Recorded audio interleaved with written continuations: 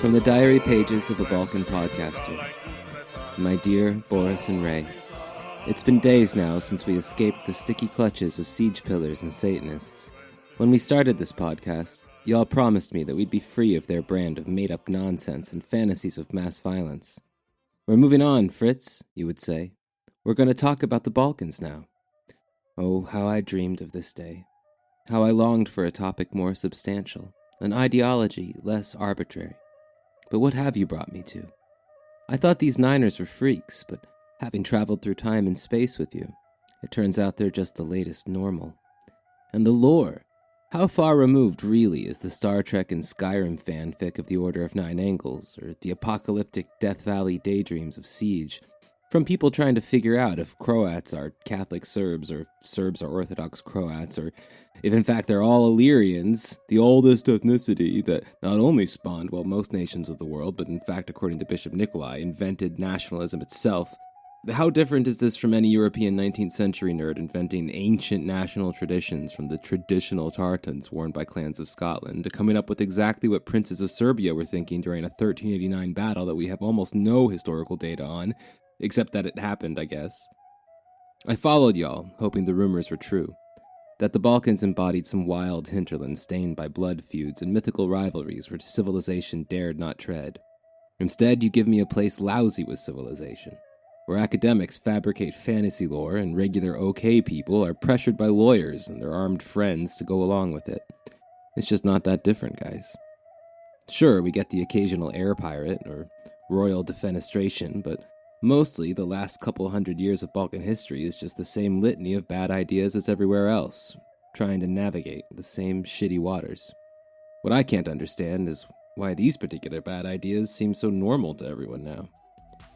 Anyway, I guess I'll see you boys in like 20 seconds or so, and we'll figure it all out. Right? Your comrade in arms, Fritz.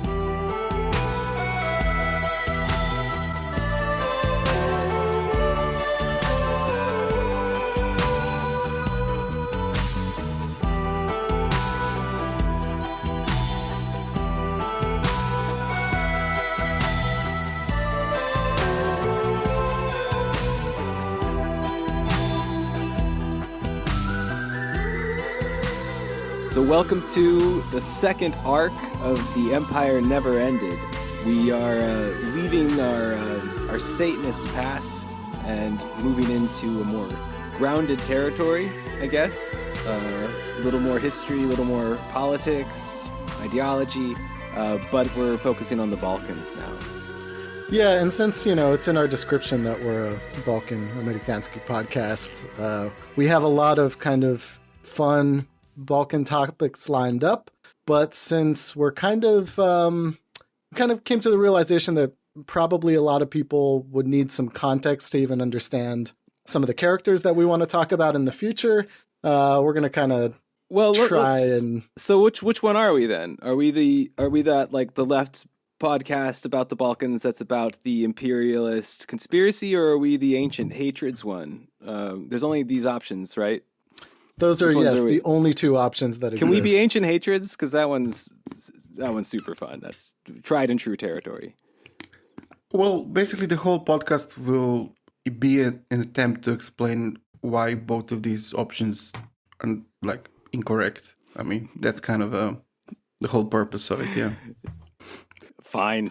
Yeah, and hopefully, yeah. I mean, I was thinking about this earlier, like, kind of no matter what we do, we're going to piss everybody off in some way or another. So, right, yeah. I think we're ready for that. And, it's kind of inevitable. Yeah, but here we are. Here we are.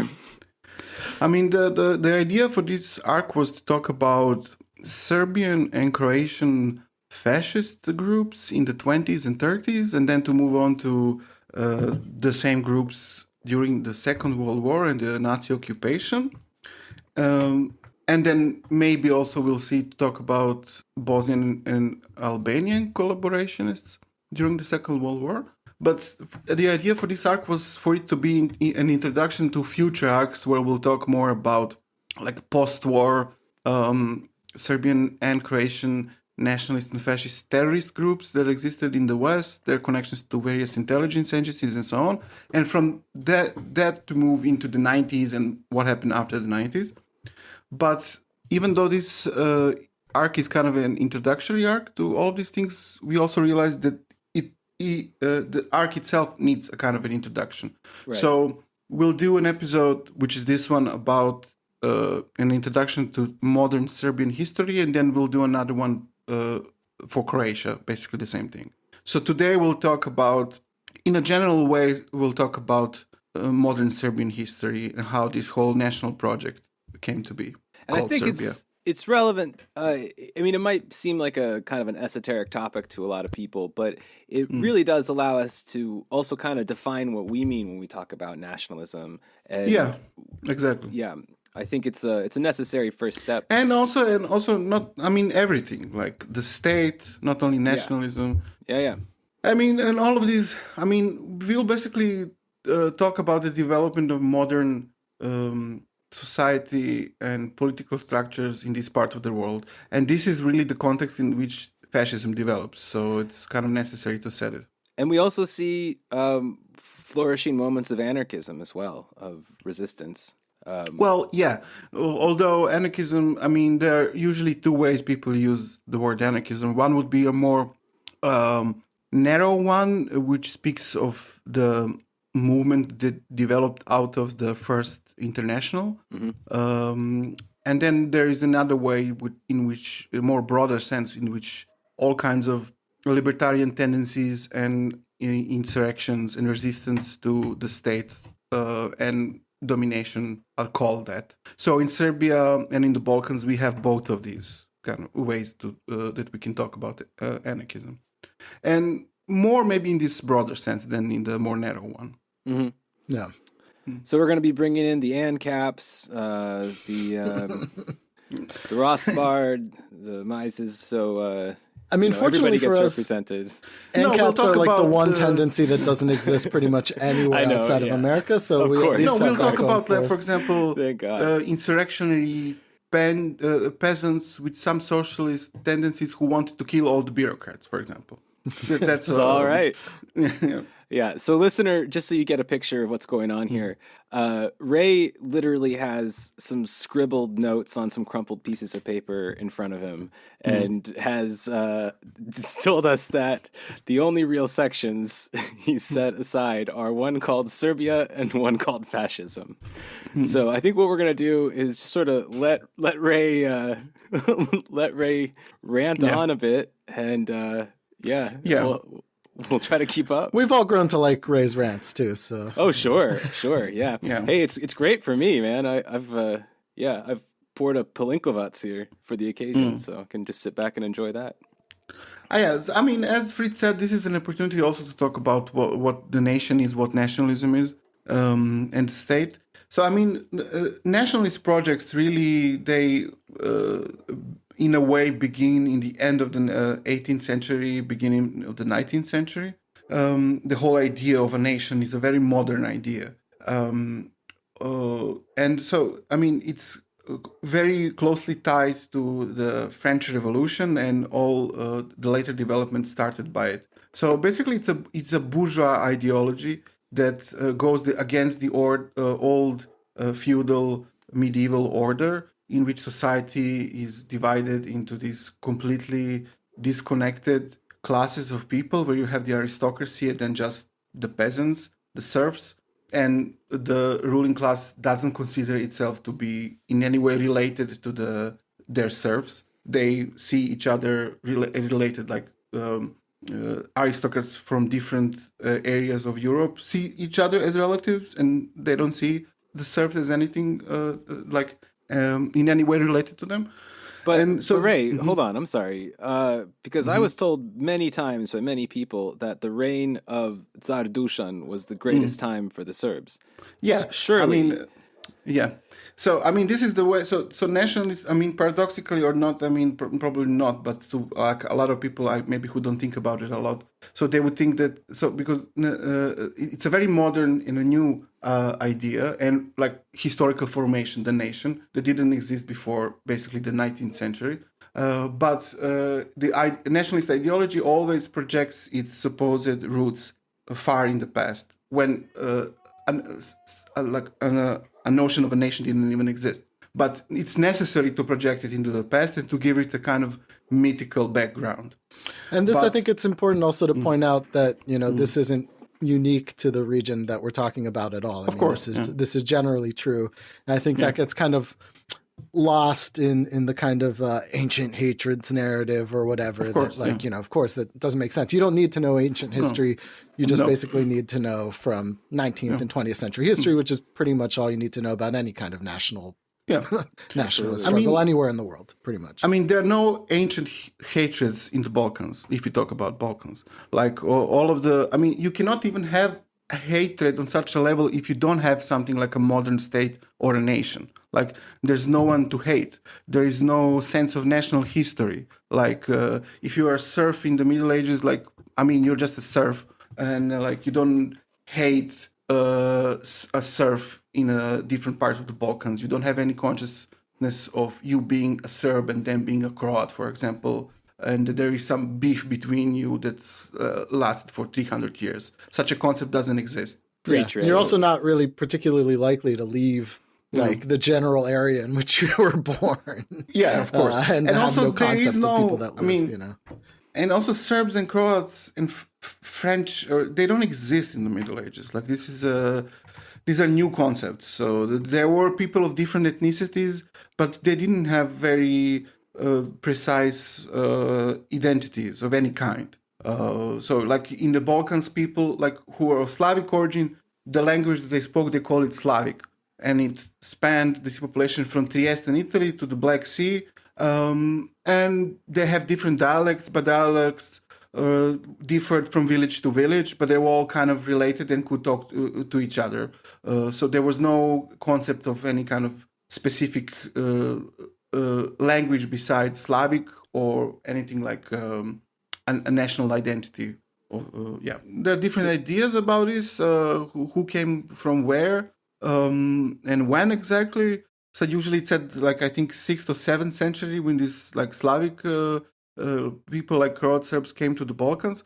But Balkans was not a deserted area. There were a lot of people living in the Balkans and of different origins, usually a local native population that was Romanized and in a way integrated into the Roman Empire and spoke a kind of vulgar Latin language, and the newcomers mixed up with them. So the people who live today in the Balkans are a mixture of all kinds of ethnicities, not only Slavic. But, we're not talking about this. So we're talking about the beginning of the 19th century. So this is, Serbia was then occupied, or you could say the ruling class in the territory of Serbia was for more than 300 years was the Ottoman Empire by that point. And there was the Ottoman Empire was a pre-modern empire. It was a very different way to organize a state from the modern nation state. And the local rulers in what is today Serbia, there was a vizier who was appointed by the Sultan from the Constantinople, from Istanbul. And then there was the local kind of feudal military rulers. And at some, often these people were the Janissaries. So I don't know if maybe, Boris, you can tell who these people are. What's the origin of this whole... Janissaries kind of... elite military unit comprised mostly of, completely of slaves who were, taken as a kind of a blood tax on the populations that they ruled. This also isn't necessarily unique to the Ottoman Empire. The Romans did much the same thing. In the Ottoman context, they were usually taken, they were almost always taken from non-Muslim societies. So, and there were exemptions too, like Armenians were often, I think, exempt from Janissary service, but, most Balkan nationalities, as we understand them today, were, taken and formed into these military units that would also kind of served as a governing class to a certain extent. They had a lot of social mobility. They would be taken from their villages and convert to Islam, be schooled, and specialized in various different either military or administrative tasks throughout the empire. This outlines a key difference, too, in the Ottoman Empire and the other imperial powers around it, and that is that slavery didn't necessarily mean the same thing that it means in other places. Like, it still meant at its core a dispossession and alienation of the person into a kind of property. But this, in the Ottoman case, this brought you closer to the center of power rather than farther away from it. And in also the Janissary context, though, the they did also have have like actual domestic slaves and they did, but they also had slave administrators and things like this too that weren't even janissary. And on top of this, I think another big difference is that there wasn't really a nobility exactly for most of Ottoman history. That you had instead like administrators that were held there on a period of time and would be rotated out, mostly to prevent exactly this sense of having a lord, having that kind of connection to a peasantry, and sort of avoiding a kind of a class conflict that developed more readily in Western Europe. Just some interesting differences, I guess. But what happened specifically in this the early 19th century Serbia was that the local Janissaries kind of became independent warlords that were completely who rejected the central government or the Sultan. Well, they also were allowed to have like certain hereditary rights. There were some reforms that sort of launched that, as I understand, and it kind of made them into this sort of mobster class of nobles. Really. So they became independent of Istanbul, and they had the most harsh Ottoman Turkish rule in Serbia ever by that point. It was like a complete rule of terror in some way. So the local population and some of their leaders at some point decided to petition the Sultan, like to ask the help in fight against the local warlords. And this led into a reprisal, which is called the slaughter of the knez. So the knez is a local title. It has different meanings. When used in the context of talking about aristocracy or royalty, it means something like a prince.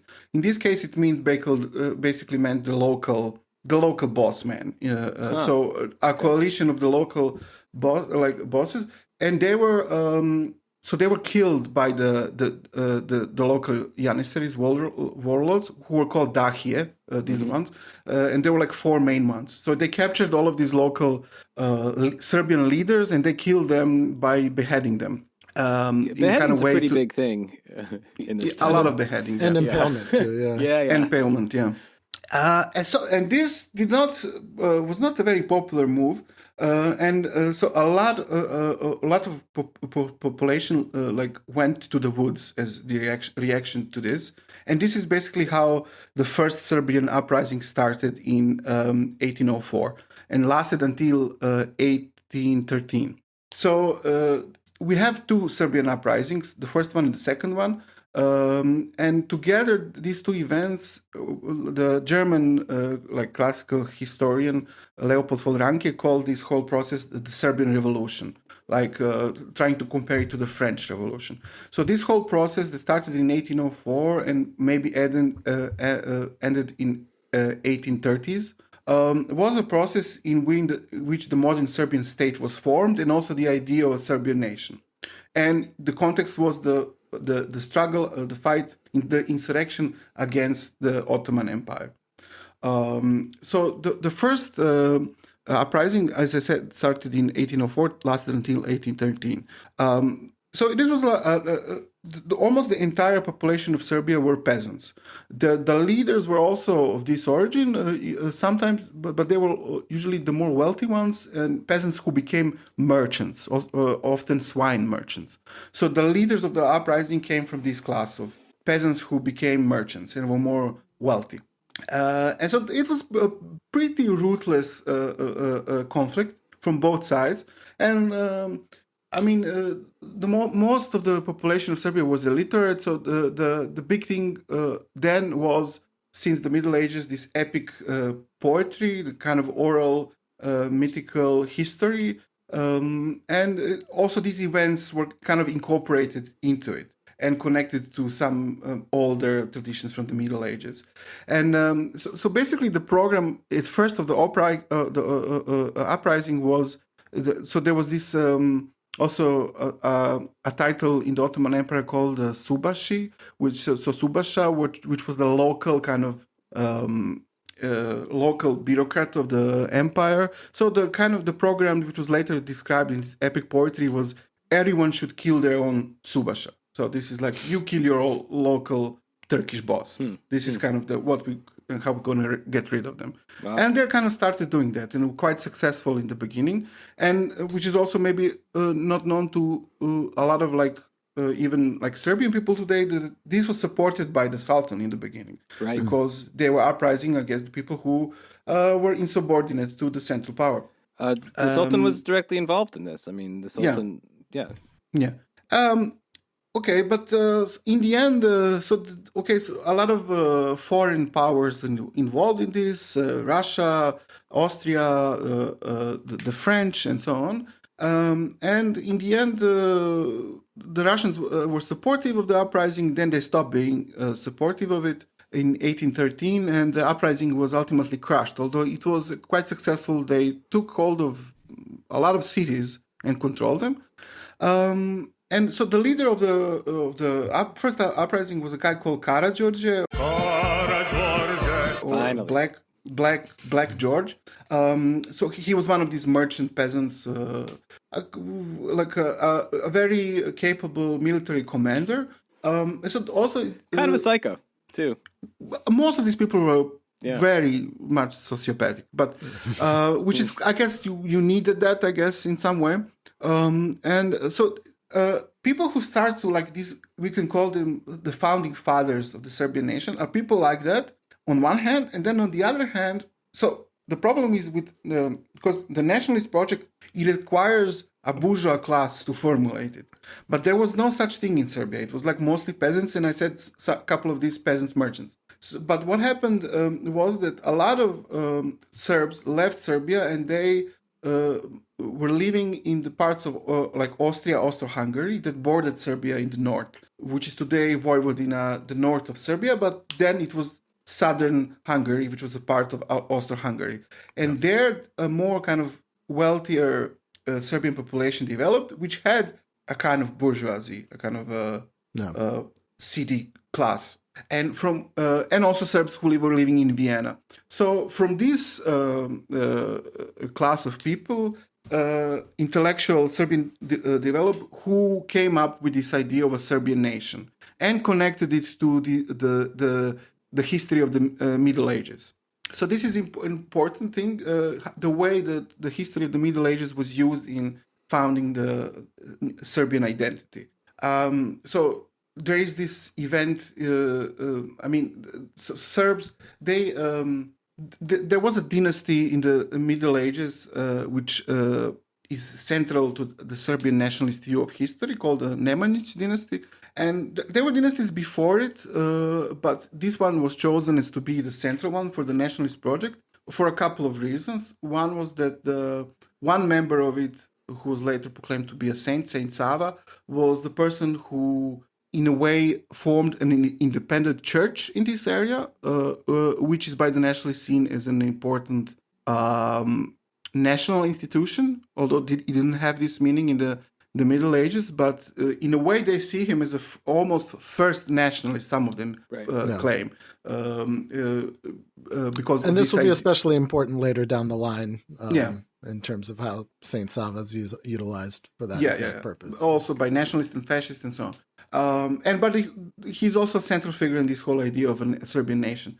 And the other is that also the dynasty had produced a guy called Dusan that Fritz mentioned, who proclaimed himself to be not only a king but an emperor. And his aim was to be basically he proclaimed himself to be the emperor of the Romans, which he wanted to the Byzantine state, which was the Eastern Roman Empire, was at that time crumbling, and he saw an opportunity to basically become a Byzantine emperor. So this was kind of a goal of his, and he created very big state that encompassed, state in this medieval way, which is very different from what a modern state is. Yeah. And it would be kind of ridiculous to call this state Serbia, but okay, it's viewed in this way today. You can also kind of consider it like a massive mining operation. I think that's usually the best way to look at medieval states, I would say. Yeah. In general. Yeah. And for the state of or the territory of Emperor Dusan encompassed most of today's Greece, for example. So it expanded to the south, and with the ultimate goal of conquering basically Constantinople. But he died before he could realize this plan. Yeah, imagine it as a souffle that you overbake. That's what happened. Yeah. And then he was succeeded by some really incompetent sons who just fucking ran the whole project into the ground. What? That's the story that I mean, that story's true, but I feel like it is sometimes when I've met people that use it to kind of cover up the fact that empires are ridiculously stupid ideas that require endless expansion or they'll collapse. And instead it gets chalked up to his incompetent successors, instead of like the fact that there were way more powerful forces developing in the area and they could not fucking deal with that. This is also part of this idea of incompetent sons, and the other thing that I'm going to talk about now, it's a very important thing in the nationalist ideology. And manipulative wives of those incompetent sons. That's also because after he died, so the local, of course, aristocrats kind of ruled on their own, and so in this situation, the Ottomans came. So in 1382, the famous battle happened between the local aristocrats and the Ottomans in the fields of Kosovo, and so this is there's not a lot of historical data about this. Almost nothing.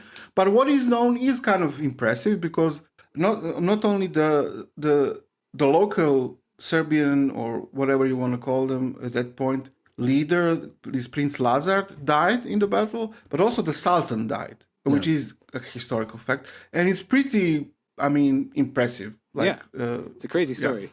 Yeah.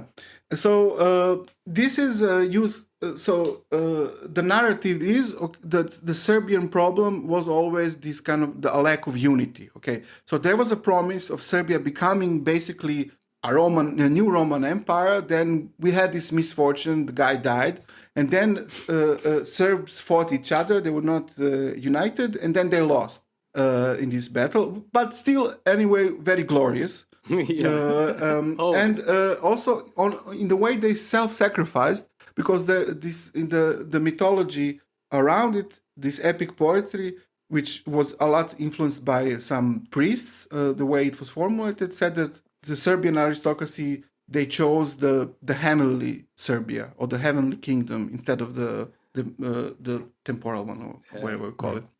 So this is kind of the base. So in a way, it's a part of, and this happened in Kosovo. So Kosovo is in this nationalist discourse. It's a holy land because this happened there.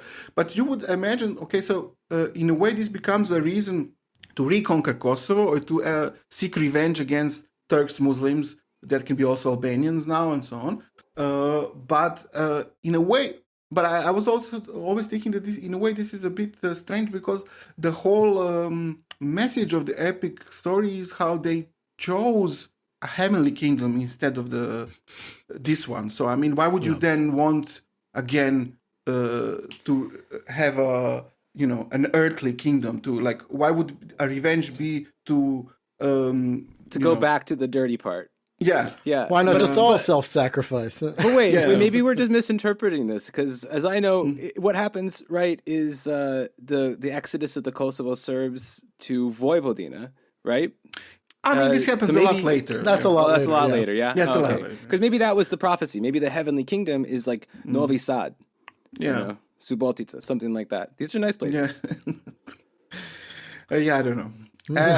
But this is now... So this now plays the role in the formulation of the nationalist ideology in the 19th century, under more so under the influence of these bourgeois intellectuals from Austria than from local Serbian peasants. And you can see how at first they're trying different things. Like, for example, the flag of the Insurrectionist it has this symbol of a wild boar with what do you call it? Yeah. So the flag of the, for example, the flag of the Insurrectionist in Serbia in the beginning of the 19th century has this symbol of a wild boar with an arrow piercing its head, and this is supposedly a symbol of a land called Triballia, and people called Tribals or something, which is like an ancient ethnicity that almost nothing is known about it, who they were, but they lived. It's from in ancient times here, and some in the Middle Ages. Somehow this area was again called like this, and then someone made this like heraldic symbol for it, which was probably never really attached to these people. But today, this idea of Serbs somehow being these ancient tribals doesn't play any role at all in Serbian nationalism. No one even knows about this. Well, especially since they uncovered the pyramids of Bosnia, which settled the argument on who the oldest people are in the Balkans. Yeah, but you can see how in these early days of like how to formulate a nation, they are trying different things. Like some are like discarded, some are not. I mean, this is not, as Boris said, something specific to this area. I mean, this happened even before that in Western Europe, all the same kind of processes. It just kind of started a lot later here. I mean, yeah. So after the failure of the first uprising, which ended in 1813, the second uprising started in 1815. This one was led by a guy called Miloš, who was one of the Karađorđe's henchmen and like a best buddy. And then Karađorđe, who was exiled, came to join the meeting, and Miloš killed him. Well, just so our listeners don't feel like Obrenović is necessarily the bad guy 100% here, let's keep in mind that Karađorđe killed his own brother and had him hanging in full view in what was this, some sort of meeting? He had a political meeting of rivals to But that's because his brother betrayed him, right? I mean, nobody knows how though. It's there's a story that maybe he was involved in a sexual assault of a peasant girl, or that he slept around with the wives of officers on the front, or that he was vying for power. But the point is, he hung his own brother. Karađorđe wasn't playing though. He killed his own brother and made a point out of it. He killed something like 125 people himself. Himself. Yeah. So. I mean, live by the sword, die by the sword. So the leader of the first uprising, Karađorđe, and the leader of the second uprising, Miloš, who killed the first one, were also the founders of the two dynasties that ruled Serbia until the 20th century, or the middle of the 20th century, really. And they were often changing places in the throne, usually by their members being murdered by the supporters of the opposing dynasty. So I think that two ruling members of the Karađorđević dynasty were killed while they were rulers of Serbia, and two members of the Obrenović dynasty were also killed while they were being the rulers of the country. Yeah. It's a kind of a tradition. Reminds me of Combat 18 in the 80s. So in this, the second uprising was more successful. In a way, it won Serbia the de facto independence. It was still officially a part of the Ottoman Empire, but it became a kind of semi-autonomous principality with a ruling prince or knez, which is a position that became a hereditary position in the end. And it had its own government and kind of a parliament. And there was even in the 1830s, there was an attempt to make a constitution. The constitution was made and adopted, but it was, for the most time, suspended by the ruler, who always wanted to be an autocrat. And this created a conflict between the big guy, the ruler, and local powerful men who, I guess, made some kind of coalition with some intellectuals that was started to form in Serbia in the 1830s, 1840s, and this led to the establishment of a kind of a first political party in Serbia, which were called Ustavobranitelji, which means the Constitution Defenders. Mm-hmm. So they were fighting against the autocrat for power, but in this form of fighting for a constitution, for a kind of a more republican way of organizing a state, a more modern state. Mm-hmm. Out of this faction came the first actual political party, which was the Liberal Party, which was formally founded in 1880s, this was a kind of a liberal conservative party, pro-Russian, but with some of these Western ideas. And one of its members or leaders, called Ilya Garashinin, in 1840s, before the Liberal Party was formally founded, he formulated a program of, usually called načrtanje.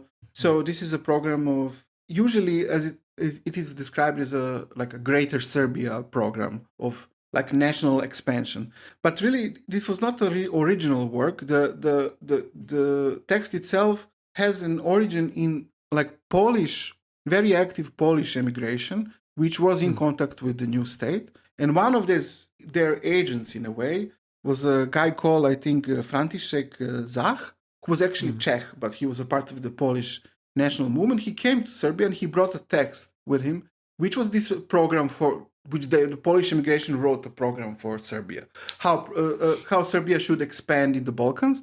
And basically, it was a proto-Yugoslav idea, how it should liberate all the Slavic peoples of the Balkans and fight against the Turks and make a new nation state of Slavic people.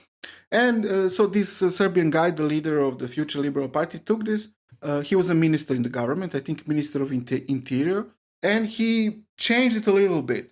So where it said, liberate the South Slavs, he said liberate. It's a very strange formulation because he says liberate all the Serbian peoples, like there are different almost peoples in Balkans who are Serbian.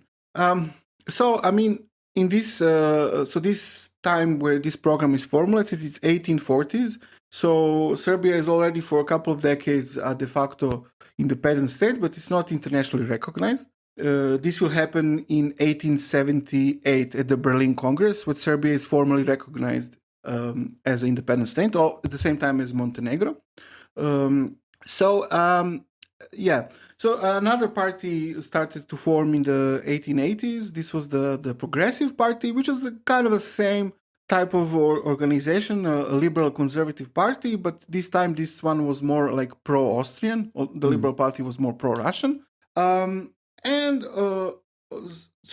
was how the Serbian Principality as an independent state was started, and the national ideology was formed. So there was this idea of Serbia being a vehicle to start to liberate the Balkans of the Turks, and to form a Slavic state, which was interchangeably also called Serbia. So there was sometimes they would talk about South Slavs, sometimes they would talk about them as all being Serbs. Right.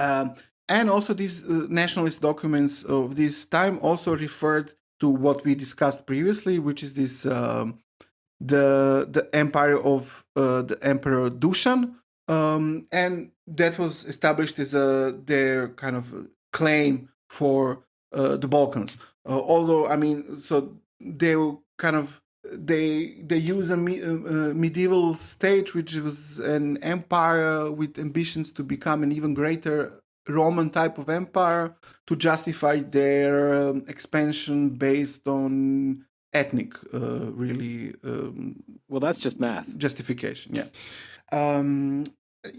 So they wanted to expand to the Balkans, and they also, for example, they say they want to expand to northern Albania, but by that, this guy, Ilya Garashin, what he actually means is Kosovo. But although it's kind of funny that they refer to it as northern Albania. Do they do it in little scare quotes, No, I don't think so. No. They point, it was not such a big wink, deal, wink, I guess, to call it. Yeah. Northern Albania, you don't talk about it.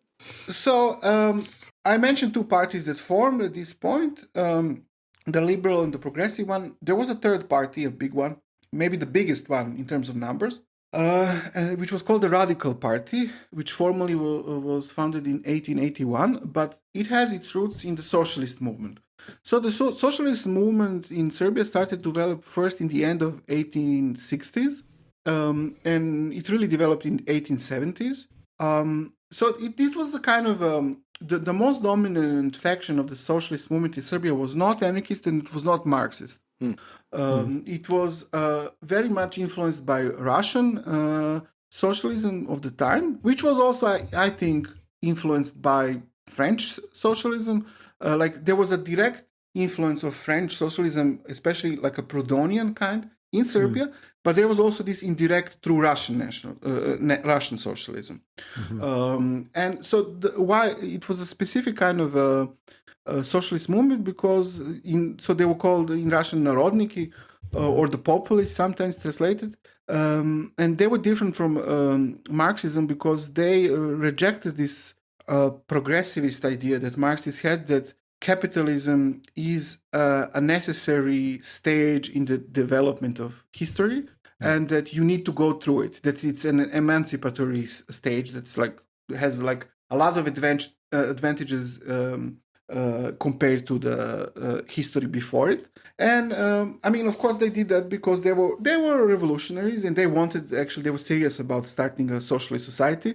And in an area where 90% of people are small peasants, right. This is also like specific that Serbia didn't have large landowners. It was mostly consisted of like small peasants. So and they wanted socialism right away in a way, so they rejected this program. And not only that, but they had this idea that some of the old institutions of the way that the local peasant household was organized in forms of cooperatives and then federations of cooperatives and so on, is a way that can be used, something that can be used in a changed form, but still can be used to form a new communist society. Right. So this was the way it was specific. There were also, some of them were explicit anarchist. So this is the period with 1870s where the first international exists. The conflict between anarchists and Marxists is going on, and Bakunin is very much an active figure. And he lived in Switzerland, and there was some Serbian students lived there and were a part of his movement, and then they were also active in Serbia. So you had this kind of more libertarian, not explicitly anarchist socialists, which were dominant, and there were also some followers of Bakunin who were more explicitly anarchist. And these people, they wrote the first socialist program in the Serbo-Croatian language in 1871, which was explicitly anarchist. Like it called for the destruction of all states in Balkans. In a way, it was interesting because it treated Turkey the same as the other states. Like it gives a list of states that need to be destroyed, and Serbia and Turkey are both on that list. No. And it was interesting because it also called for the destruction of the family, for example, right? And the equality between men and women and so on. Sorry, not for the destruction of equality between men and women. For the no, for equality. It called for equality. Just wanted to clarify. So I said that before the ruling class were these merchant peasants, but the merchant peasants, when they came to power, they started educating their kids. This was also a necessity to establish a modern state. You needed to have some educated people, usually by sending them abroad. Also, the school system was started in Serbia. So we didn't mention that a guy called Vuk Stefanović Karadžić, usually referred to by his first name Vuk, could be also counted as one of the founding fathers of the Serbian nation, because he was a language reformist. He was a person who was from Serbia, also educated in Austria, lived in Austria, connected to people like Goethe and Brothers Grimm and so on. One thing that he did, he collected all the epic poetry from the medieval periods, but the other thing was he formulated and standardized the Serbian language, and also what became we can say Serbo-Croatian language. And so creating a standardized language is, of course, always a big, or one of the essential things in having a nationalist project. You need all the people to speak this in the same way, and the state to use the standardized language, which you call then, for example, Serbian. Although it was before that, people referred to it as like Slavic or something like that. No. And the ruling class spoke like this was maybe some kind of remnants of the old medieval system. People who were educated spoke a different language from the ordinary people, which was more close to Russian. And Russian is not so close to Serbian. I mean, it's Slavic, but it's not. You don't really understand much of Russian if you speak Serbian. So the ruling class really spoke, they were speaking quite a different language. But then, because nationalism comes out of this liberal ideology of the French Revolution, and it has a kind of some egalitarian dimension to it compared to the old aristocratic system. So it wants to supposedly equalize all people in some sense. So some are part of this ruling class, although their language was more like rich and advanced, they kind of gave up on it and they adopted the language of the masses. And this is what Vuk did. The reform of the language was based on the language of like the ordinary people, which became the standardized language. Right? Didn't Vuk also have? He collected like a kind of obscene, like obscene limericks, which are which is kind of great for like a massive linguistic reformer to have these like really, really like vulgar, like poems and like all about like fucking and like really dirty shit. Like yes, absolutely. Yeah, I mean he was not a bourgeois person. In a way, maybe he became that, but he was like one of these very poor Serbian peasants. Yeah. Unlike, for example, this guy Dositej, who was his mentor, who was kind of Austrian born Serb, right, with the wig and everything, which like most of this like Serbian people, they didn't wear wigs or things like this, but this guy did. He's kind of a classical Enlightenment figure who was also the first minister of education in Serbia of these times of the uprising and post-uprising. Yeah, I mean, actually, the people in Serbia proper at the time were still culturally very Ottoman, and like their dress and their habits. They built like Ottoman style palaces with hammams and had harems and shit. I mean, this is why even today somehow there is a cultural like similarity between the Balkan people and the Turks. Absolutely. I mean, and closeness in many things, but the way these like nationalist discourses, they distort this. So like a lot of people like Serbs in the Balkans today, they think they are somehow close to Russians, for example, culturally. The 400 years of darkness. That part of history. Nothing happened then. And the reason why, you call it Chevap has nothing to do with why they call it kebab. Yeah. Just a fucking coincidence. Yeah, but I would say like although people have this idea of some kind of cultural closeness to Russians, I think there's more of that closeness to the Turks than there ever was. Oh yeah, absolutely. Without a doubt. Yeah. Thank God.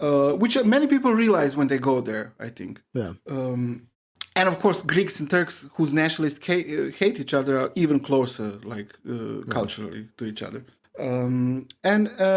So yeah, that's that. As I said, since the 1878 Berlin Congress, Serbia is a recognized international state.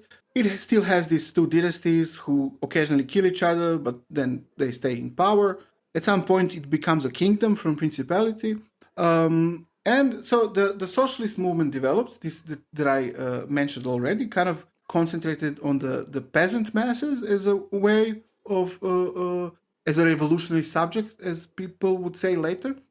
But this also starts to change at some point. So there is an important thing, an interesting thing. There is a new insurrection now. This is like 1883. So this is like 80 years since the first Serbian uprising.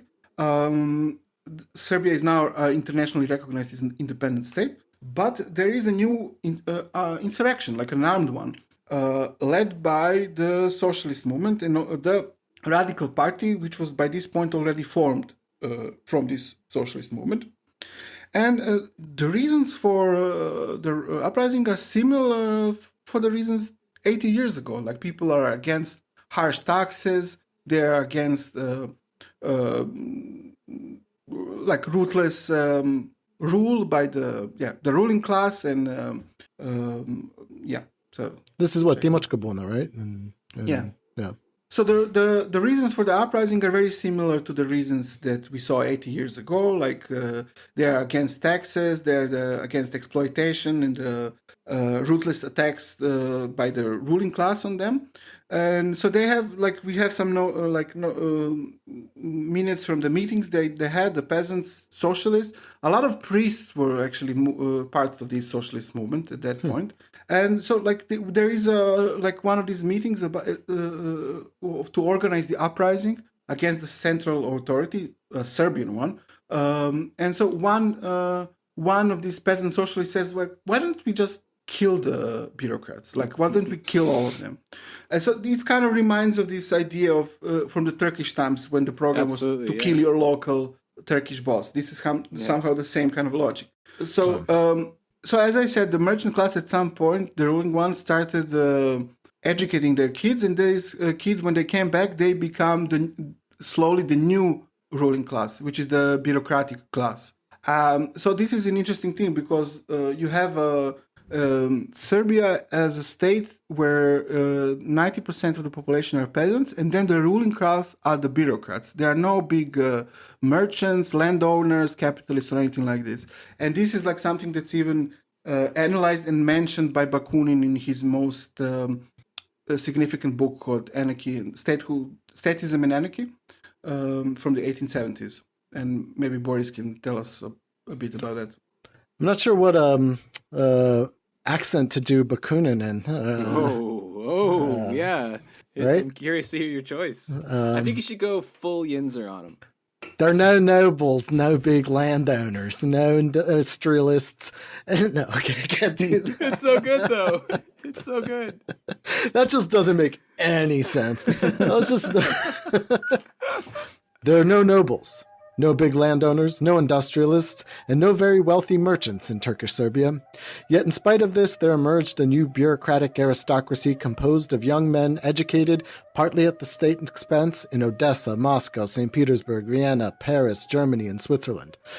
Before they were corrupted in the service of the state, these young men distinguished themselves by their love of their people, their liberalism, and lately by democratic and socialistic inclinations. But no sooner did they enter into the state's service than the iron logic of their situation, inherent to the exercise of certain hierarchical and politically advantageous prerogatives, took its toll, and the young men became cynical bureaucratic martinettes,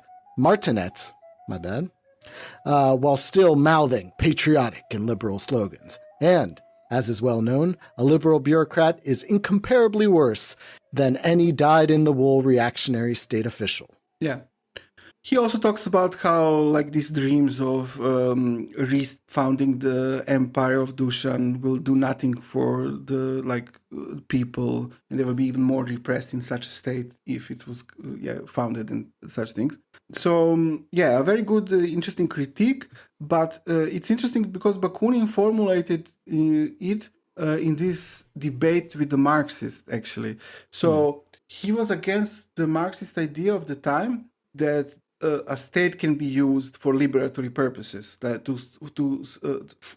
a state, seizing the state power, can be used for creating a stateless society.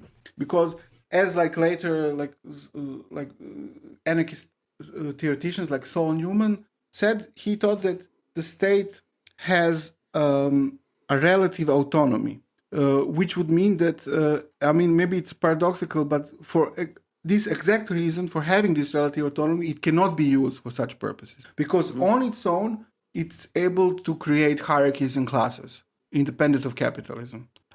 Of course, we are talking about something on a very abstract level. It's never, this state and capitalism are never completely independent of each other. But we see that the state can create a ruling class, which is not a bourgeois class. If it, in the case there is no yet any bourgeoisie, a new ruling class will be formed from state officials.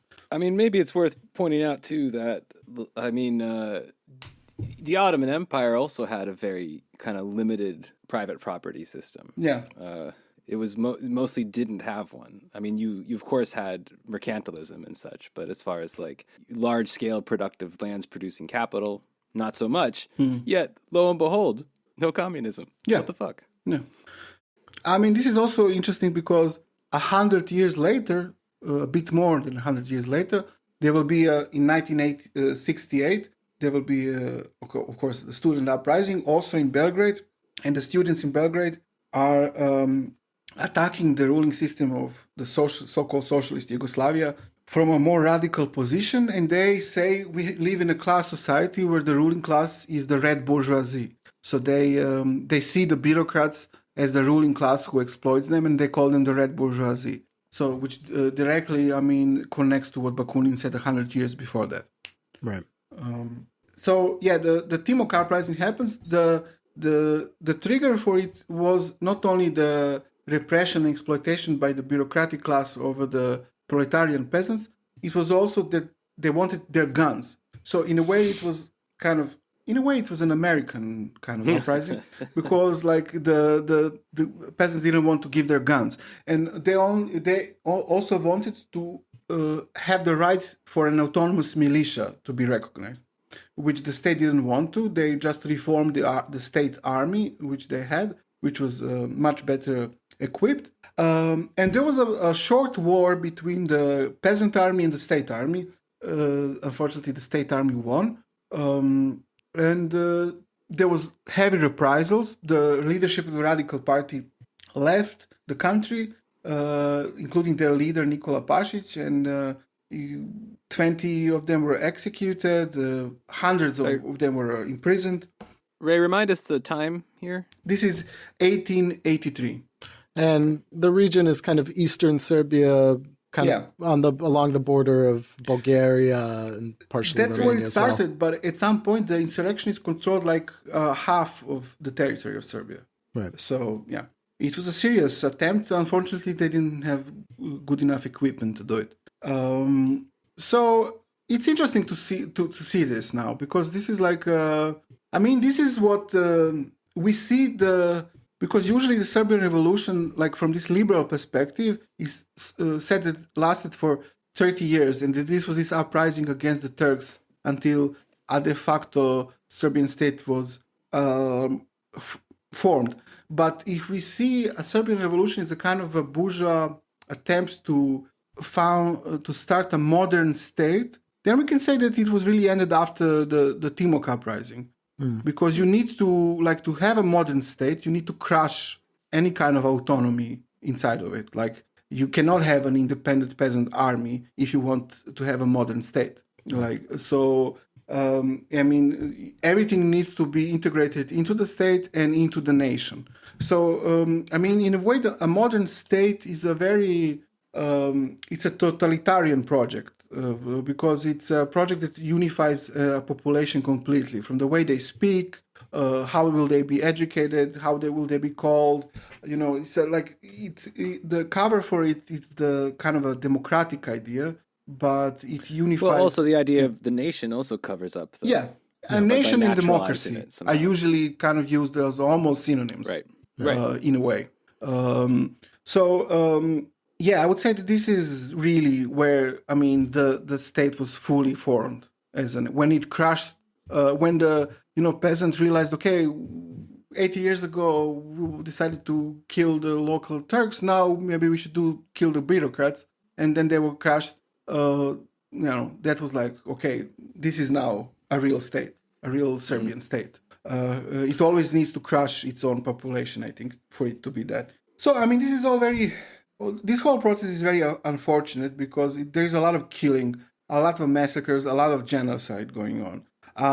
You have the Dahije Janissaries killing Serbian leaders, then Serbian leaders killing Turkish leaders, beheading them, impaling them. Then in this process of forming a nation, like larger populations become a part of this killing and genocide.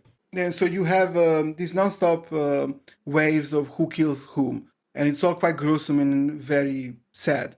So when Turks retake Belgrade, they kill a lot of people. When Serbs reconquer then Belgrade, they kill a lot of people. So there was a big Muslim population, which was often referred to as Turks in Serbia, but they were like local people who were Muslim and had some benefits for being Muslims and kind of a part of something that could be called a ruling class. They lived in cities. Most Christians lived fairly cosmopolitan part of the city as well. People were from all over the world. But although with pretty clear distinctions, right? I mean, Muslims live in one area, Christians live in another, Jews live in another. They're not, cosmopolitan is kind of I think a misnomer here because they didn't intermix at all. I mean, they weren't. No, I just meant inside the Muslim part of the city. Oh yeah. Okay. So when Serbia is finally like liberated from Turkish Empire, this means a massacre of an expulsion of Muslims. A lot of them go to Bosnia. Most of them probably, or maybe, I don't know how maybe Boris knows how many went to Turkey proper, how many went to Bosnia. But like a lot of, for example, Alija Izetbegović, who was the leader of the like Bosnian Muslim population in the 90s. He was the first president of Bosnia as well. Yeah, first president of Bosnia. His family originally was a Belgrade family, like because and then they were expelled after this whole process. Yeah, and I think there's kind of an anecdotal kind of story that's kind of emblematic of it, which is kind of around the Čukur Česma incident in Belgrade, which was a kind of confrontation between Ottoman soldiers in Belgrade and Serbian police. It's kind of this complex situation in which Serbs governed kind of their own area of town, but the military garrison in the fortress was still controlled by the Ottoman Empire. Interestingly, both called gendarmes in their own language. Yes, which also comes from French, right? Gendarmerie or whatever. The reason why it's kind of emblematic of the to me, like the plight of the Muslim population of Belgrade is that you kind of had this tragic incident. I mean, rioting occurred after the killing of this young boy by the fountain. This is 1861, 62 something. Yeah, what is it? 1862. Yeah. But there was there was rioting against the Muslim population. The Turkish garrison was shelling the Serbian districts of the city from the fortress and this and that. And there's this kind of really tragic story about this mosque, which is now where Branko's Bridge is in Belgrade, where the local Muslim population didn't necessarily see themselves as Turks and so didn't leave, right? They didn't go seek shelter at the garrison, at the Turkish garrison, go behind the walls. They just stayed where they were. Mm-hmm. Now, the rioting hit them too. They all gathered in the mosque, which was then burned down, and they all died. And, subsequently, that population disappeared as well. So these were people that didn't necessarily see themselves as, didn't identify themselves with the Turks that were in the garrison, but were clearly marked as others by, the Orthodox and other population that was rioting. And so, that's kind of... And just one mosque remains from that transformation. Well, right? now, but I mean, up until the 1930s, there were still a few. But I mean, there were no worshippers. I mean, there weren't enough worshippers even to sustain, the dozen or so mosques that were left. Right. The Roma population had an interesting kind of experience there as well, having been also predominantly Muslim, but also having participated with Karađorđe in the rebellion against the occupation and stuff. So always an interesting relation. Maybe we can cover it later. But yeah. So this process of nation building continued until the first part, the beginning of the 20th century, because Turkey still was occupying large parts of the Balkans. It was present, and on the other hand, large areas populated by Slavic population were occupied by the Austro-Hungary Empire. So Serbia in the Serbian nationalist program, they often compared themselves and were inspired by the Italian Risorgimento, and they saw themselves as Piedmont, so the state that kind of led the struggle to unification of Italy. Mm-hmm. So they saw Serbia as a kind of Piedmont that will unify the Slavs of the Balkans in one state, probably Serbia.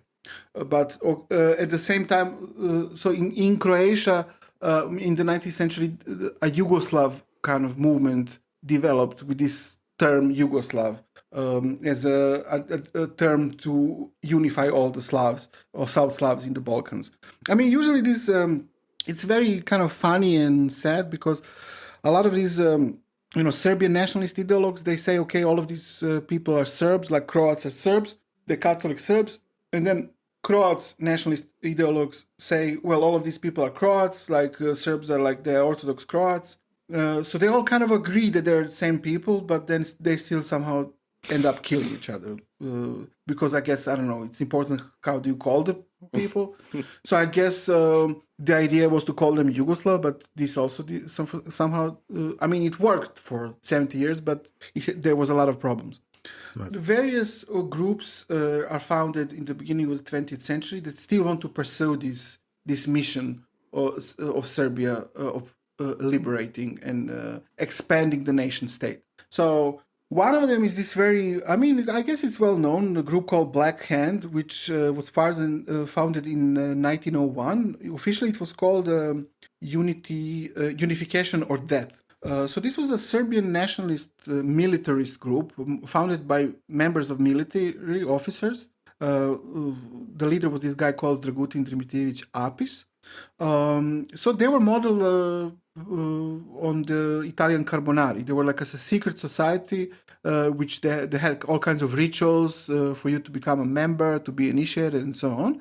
And they also published a newspaper which was called Piedmont. So it's clear what their kind of goal was.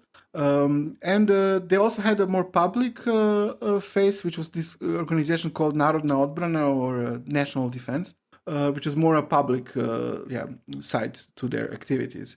So they were the people who. So one of the these assassinations of a ruling king happened in 1903, which is the Aleksandar Obrenović king, and he was murdered together with his wife, Queen Draga, in a coup organized by this group Black Hand. The Karađorđević dynasty came back to power after that. The murder is something worth commenting on. Right, they were defenestrated at the end, right? They were thrown off the balconies. They were. So they were shot and then were thrown off the balcony into the garden.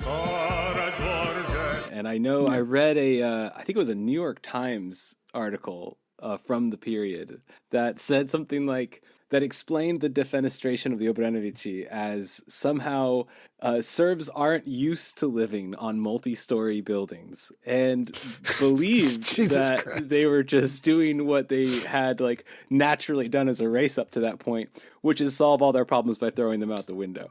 It was a serious article in the New York Times. Yeah. Fantastic. Chef's kiss there. So the Karađorđević dynasty comes back, but also then the dominant party in this period is the already mentioned Radical Party, which came out of the Socialist movement.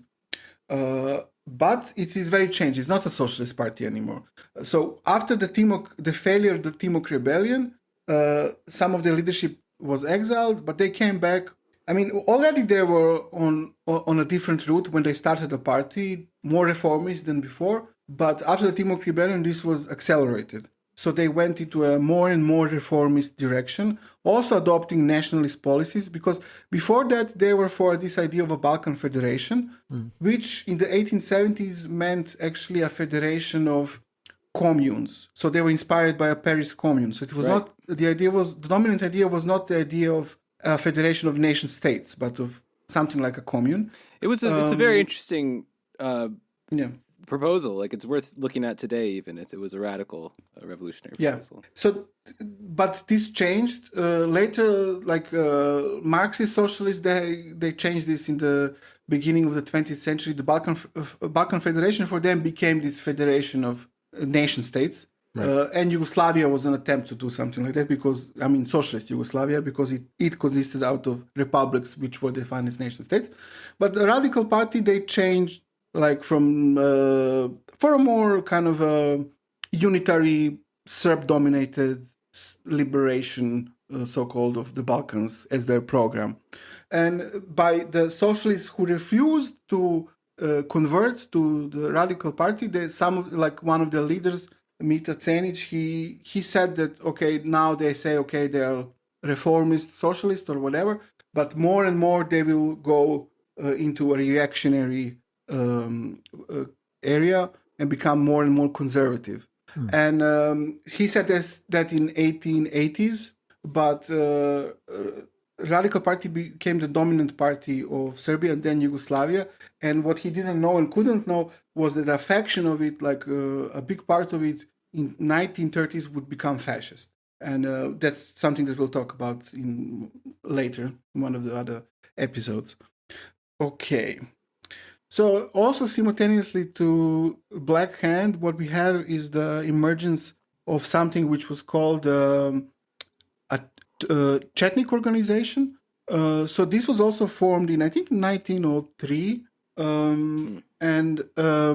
This is a group which is started by parts of the Serbian state and non-state enthusiast nationalists, like the Black Hand, as a kind of a guerrilla operation to fight against the Turks in the parts of, in the south, like Kosovo and Macedonia, which the Serbian state wanted for itself, but it was still officially part of Turkey. So they couldn't, they didn't want to declare officially war there, but they still want to have some kind of a guerrilla operation there. So this is what how the Chetniks came to be.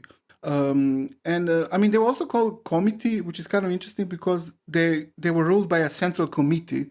So from the word committee, one of their names came committee, which is not like what you think about committees today. Right. They're somehow connected to guerrilla operations. The committee. Yeah. Yeah, that'll terrify them. People hate bureaucracy. Yeah.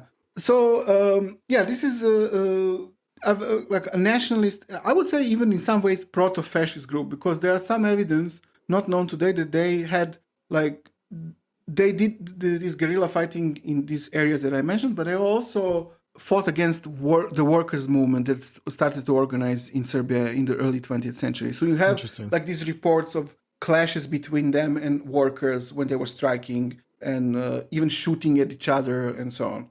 This is all kind of there are characteristics of a proto-fascist movement. Absolutely, there. Yeah. Or it seems kind of like the way in which Cossacks were used by the Russian state, right? Where they're kind of like an independent paramilitary organization, but that at certain times finds itself used by the state to, carry out kind of more dirty work operations. Yeah. They're also connected to the Black Hand because, for example, one of the leaders of the Black Hand is also the leader of the Chetnik movement, a guy called Vojislav Tankosic, and so on. So, and also the struggle against the Turks somehow ends in the Balkan Wars. The first one is 1912, 1913. The second one is 1913. In the first one, it's Bulgaria, Serbia, Greece, I don't know if Romania, but Romania is not, I think, part of that war, but I'm not sure. Montenegro, Romania is the second Balkan War against the Turks. So in this war, Turkey loses 83% of its European territory. And all of these areas that Serbia wanted, where the Chetniks were active, are now, most of it are a part of Serbia. But this was not enough. So Montenegro, as I said, existed as an independent state at this period, but it considered itself a Serbian state. At this, the ruling class, the dynasty considered itself to be a Serbian. But the thing is that they had their own dynasty, and there was a problem with unifying Serbia and Montenegro because both dynasties, the Montenegro and Serbian one, wanted to be the main one. So this was an obstacle to unifying the two states. And Serbia wanted to have an exit to the Adriatic Sea through Montenegro. This was not possible. And then what they decided in 1913 is just to occupy Albania. This Serbian Marxist Dimitrij Turcović wrote at the time an analysis of how this happened and how this is basically a document, the book called Serbia and Albania, which documents how... It's very good work. How this Serbian anti-Albanian chauvinism was developed deliberately, which exists today. Even you can even call it a kind of a racism, and it was developed by the Serbian bourgeoisie through their newspapers at the time by doing this propaganda against Albanians as them being these savages who are not worthy of having an independent state. Although Albania at the time was an internationally recognized state, so they just occupied North Albania, proclaimed it as part of Serbia, committed a lot of atrocities and massacres there, but were then forced to leave it by the Western powers in 1913. the same year there was the Second Balkan War. This is now among Balkan nations who, like Bulgaria, was not satisfied with the amount of territory it got, so it attacked Serbia and Greece. Then Romania attacked Bulgaria and so on. But it ended in 1913. Then in 1914 we have the beginning of the First World War. So First World War is also the beginning of it is also connected to this whole process in the groups that I mentioned already. It happens in Bosnia, as we know. So Bosnia is since 1878. Bosnia is occupied by Austria. It's treated basically as a province of Austria, although officially it's a part of Turkey, but it's run completely by Austria. And Austria tries to integrate the local population in its empire. And also, at the time there, you had, because a kind of a ruling, more privileged class, more urban class, were the Muslims there. Austrians are trying to integrate them and to retain this kind of more privileged position to them there. This antagonizes the Croats and the Serbs there, who also are a very large part of the population, who are more poor, more peasant population. And so in the beginning of the 20th century, revolutionary nationalist youth organizes itself under the name of Young Bosnia, also inspired by Italy and nationalist groups there, with this kind of vague nationalist project of wanting to liberate itself from the empires, both, like not only the Turkish one, but the Austrian one, to have an independent Slavic state. And they ultimately are the people who assassinate Franz Ferdinand in 1914, which is the trigger for the First World War. Sorry, but they also, I mean, they're interesting. Sometimes it's claimed that they were anarchists, so they were certainly interested in anarchist ideas. They read them, but I wouldn't never call them anarchists. I think. I mean, some more than others, right? I mean, some more than others. Yes. And we also have to keep in mind that most of these people were like fucking 17. Yes. Right. I mean, they were like incredibly young. They were reading all kinds of I mean, definitely shit. they're like, my sympathies are towards them, like as individuals, like being very young, most of them teenagers, very poor, trying to do something that they thought was the best. But objectively, I think they were a nationalist movement. I mean, they even, I mean, they themselves said, we discussed, like they found anarchist ideas very attractive. We like them, we discuss them, and then we decided that the first thing for us is a nationalist revolution. Like, then all of these other things come later, perhaps. Most of the membership of Young Bosnia were Serbs, but there were also Muslims and Croats there who were active. And they were kind of, they also showed this ambiguous relation towards like Serbian expansion, because they saw it simultaneously as a kind of Yugoslav thing. So they would say they are like, some of them were declared their nationality to be Serbo-Croat or something like this. For them, Yugoslavia or Greater Serbia was the same thing, basically. They saw the Yugoslavia as the same nation. For them, it was not important how they were called.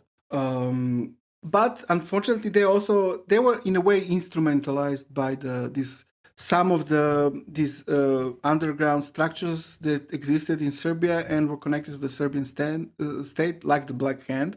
It is questionable and uncertain how much this was true. Some connection definitely existed. Like some of their members went to Serbia and they went to like some Chetnik trainings, for example, and they were definitely connected to this circle of people.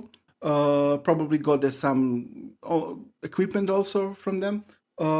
It's interesting, they also had a connection with a Serbian anarchist from this period, but who was becoming more and more a nationalist. He ended up later as a pro-fascist person. But at this time, he was an anarchist, but an anarchist who was going more into nationalist direction. So maybe also this, in a way, informed their views of things. Then the First World War happened. Serbia lost a lot of population in it. It's like uncertain how like different sources claim different numbers, but it's a lot, like really a lot. And out of this came Yugoslavia, and this is something that we'll talk about as a context in which fascism develops in Yugoslavia, and a lot of these events will play into that as well later. So well done. So that's that. All right. So listener, I hope you didn't get too much culture shock from this jump we made from the last season. both in time and space. We covered a lot of ground today, but I think it's all very necessary background. But I don't know, Ray, just to tie this off, what do you want people to walk away from with this? Well, I mean, first of all, we wanted to set the stage for future episodes where we'll talk more concretely about various fascist movements in the Balkans.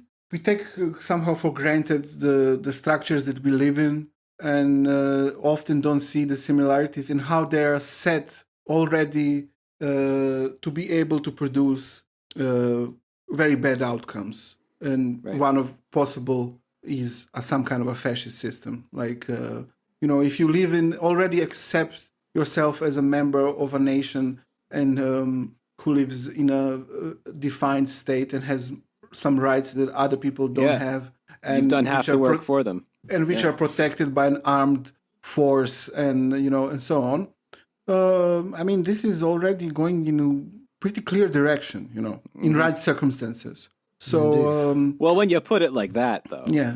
And also that, I also wanted to point out these bad critiques of capitalism, like the critiques that say, well, the problem is that, in our nation as seen as an organic form, as in a body, there are some parasites, that we need to get rid of. So this can be done in the form of very bad leftist analysis, or like a nationalist view, or an explicitly fascist view. So this is also something that I'm very much against. But also to state that this doesn't give any. This is not in any way a pro-liberal argument, because liberal ideology is what creates the context for all of these outcomes to happen, like and capitalist society in general. So, I mean, that's kind of not to mention structures of policing and such. And because like for example, like one thing, like when I said so in the 19th century, Serbia first political party was called this Constitution Defenders, and the Liberal Party came out of it, which was also liberal but also super nationalist party. But the Constitution Defenders, today this is the name that I think is almost exactly the name for the German secret police that spies and controls the so-called extremists, which means, communists, anarchists, and Nazis. These are the Constitution Defenders. This is the logical development of a liberal state, You come from this starting from this idea, okay, we want some rights against the king, so on, but in the end, you are just a police force that oppresses those who try to have an actual social change. Amen. Amen. Well, we'll be touching on a lot of these subjects in the upcoming episodes, and so stay tuned for more Balkan fun. Yeah. I don't know how else to put it. That's what it is. That's what it is. Balkan fun. I mean, yeah. Hey, I'm going to go peace now. Okay? Yeah, you earned it. Enjoy it.